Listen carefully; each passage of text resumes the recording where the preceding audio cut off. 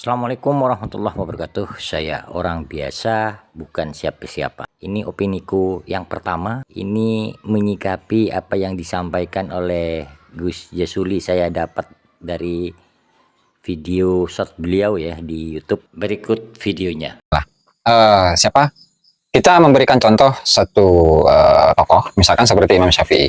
Tokohan beliau Imam Syafi'i ini adalah dalam fikih itu sangat luar biasa kan? Ya. Ya. Kemudian misalkan ada satu permasalahan bayi tabung misalkan ya. Oh ya. Misalkan bayi tabung misalkan. Tokohan beliau itu ada pada tahun 1200 tahun yang lalu. Ya.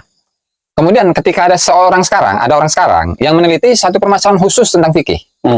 Misalkan dalam permasalahan bayi tabung. Lalu kemudian Apakah kamu wahai yang meneliti, kamu apa lebih alim daripada Ya, enggak Imam lah. Syafi'i? Ya enggak lah. Ya enggak lah. Intinya apa yang dilakukan oleh Kiai ya seperti itu. Ya Ya kan? Meneliti satu permasalahan secara spesifik. Ya. Dibandingkan dengan seseorang yang memang dia itu ahli dalam seluruh persoalan-persoalan dalam ilmu nasab. Itu beda.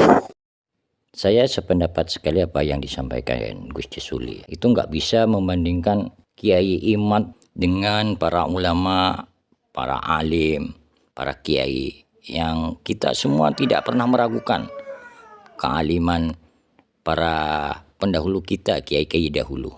Tetapi dalam hal ini konteksnya itu berbeda. Jadi kiai dahulu itu bisa beberapa kemungkinan menurut saya beliau-beliau itu bisa berhusnudzan, atau meskipun tahu beliau sengaja tidak ingin membuka aib, karena para habaib dahulu itu tidak berperilaku seperti saat ini. Habib dulu itu cukup tawadhu, tidak arogan.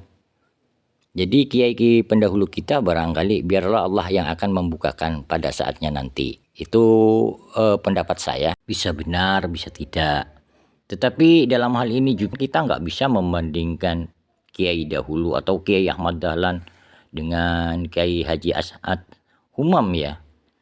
Beliau kan penemu metode Iqra, pembelajaran Quran yang memang hampir semua sekarang digunakan. Hampir semua pembelajaran anak kecil belajar Al-Quran sekarang menggunakan metode yang ditemukan oleh Kiai As'ad. Tetapi bukan kiai-kiai dahulu itu kalah dengan Kiai As'ad, karena memang ilmu baik di dalam Islam itu memang cukup berkembang juga. Kita nggak bisa membandingkan Kiai dahulu itu kalah alim dengan Kiai As'ad. Kalau dulu kan belajar Al-Quran dengan metode klasik itu kayak usia kita itu memang agak-agak sulit lah. Tapi sekarang kan relatif lebih gampang untuk memahami dengan metode Iqra yang ditemukan pertama oleh Kiai As'ad Humam Yogyakarta. Menurut saya tesis Kiai Imad tentang polemik nasab cukup kuat, sulit terbantahkan. Setidaknya sampai saat ini kita nggak bisa dibantah dengan argumen-argumen yang tidak bisa diterima akal kita, logika kita. Kita nggak bisa membantah seperti apa yang disampaikan Gus Miftah. Lebih baik salah mencintai daripada salah membenci. Analogi itu gimana kalau kita pakai untuk istri orang? Kita mencintai istri orang, kan tidak boleh. Mencintai istri orang itu hal yang tidak boleh. Agama pun juga tidak boleh. Jadi hal ini ya seharusnya polemik nasab juga dibantah dengan ilmiah juga gitu. Sementara pendapat Kiai Imad, tesis Kiai Imad juga sejalan dengan penelitian Dr. Sugeng ya mengenai genetika, DNA. Berikut juga dengan filologi, sejalan juga dengan tesis Kiai Imad. Jadi dalam hal ini ya kita nggak bisa membantah dengan asal-asalan. Dan Islam itu agama rasional, agama yang logika, agama yang masuk akal. Bahkan sholat pun diwajibkan bagi yang berakal, kecuali orang yang tidak berakal, termasuk berpuasa kan bagi yang berakal. Jadi tesis Kiai Imad itu nggak bisa dibantah dengan dongeng atau cerita. Itu nggak bisa. Kita juga nggak bisa menafikan ilmu-ilmu modern, ilmu sains ya. Khususnya dalam hal nasab, itu yang erat kaitannya tentunya genetika, DNA ya. Itu bisa untuk menguji keabsahan dari nasab Ba'alawi, tersambung atau tidak ke Rasulullah Shallallahu Alaihi Wasallam. Kita kan sudah lazim dalam keagamaan kita menggunakan sains. Sekarang untuk penunjuk waktu sholat saja kita berpedoman pada jam. Penentuan 1 Syawal pakai teropong, adzan pakai toa, ke Arab Saudi naik pesawat. Tetapi TCNA kenapa ditolak untuk ikut menunjang sebagai alat untuk menguji keabsahan nasab? Ini kan penting juga karena agama kita agama yang logis gitu loh, bukan agama yang tidak logis. Islam itu membawa kita dari alam kegelapan, dari alam jahiliyah ke alam yang terang benderang. Masa kita mau kembali ke alam jahiliyah lagi? Dan Islam itu agama yang mencerdaskan, bukan untuk membuat umatnya jadi bodoh.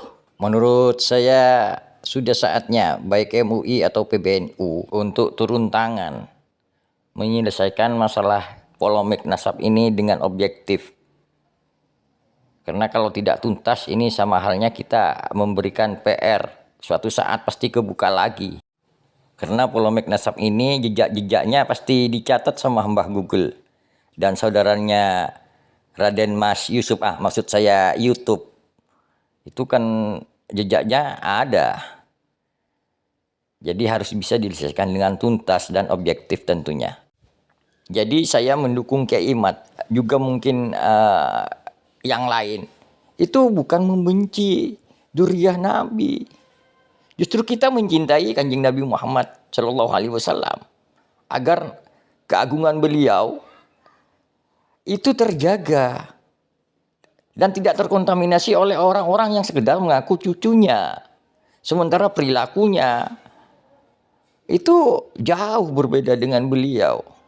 Saya percaya di antara Habib itu pasti banyak yang baik lah tentunya. Tetapi saya juga heran kenapa justru di kalangan mereka cenderung diam juga gitu loh. Termasuk ketika ada hal-hal yang menurut saya dalam tanda kutip sangat menyimpang. Saya lihat cuma yang cukup vokal ya dalam hal ini Habib Sen ya, alias Habib Kribo. Itu kan memang cukup lantang ketika ada dari kalangan mereka itu kelihatan menyimpang. Kiranya sampai di sini dulu opiniku kali ini. Kurang lebihnya mohon maaf. Wassalamualaikum warahmatullahi wabarakatuh.